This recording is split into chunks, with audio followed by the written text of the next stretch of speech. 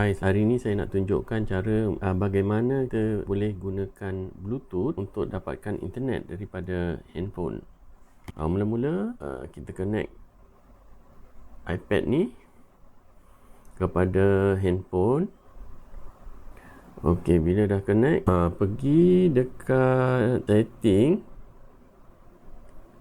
Lepas tu cari ni, kat setting ni ada search kan, TETH. Dan cari Bluetooth tethering. Lepas tu pergi dekat Bluetooth tethering tu, kita on kan.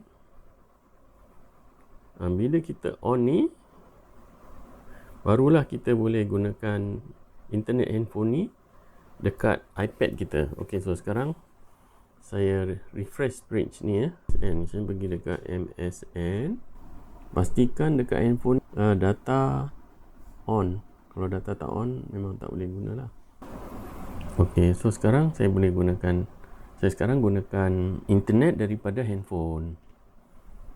Kelebihan menggunakan Bluetooth ni, handphone tidak panas. Yang pertama. Yang kedua, kita tak perlu nak onkan hotspot, wifi hotspot kan, dia macam tu.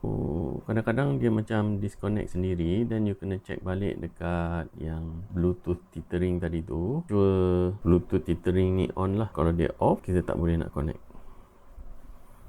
Okey, itu sahaja. Harap dapat memberi manfaat kepada anda. Sekian, terima kasih. Jangan lupa like dan subscribe. Terima kasih.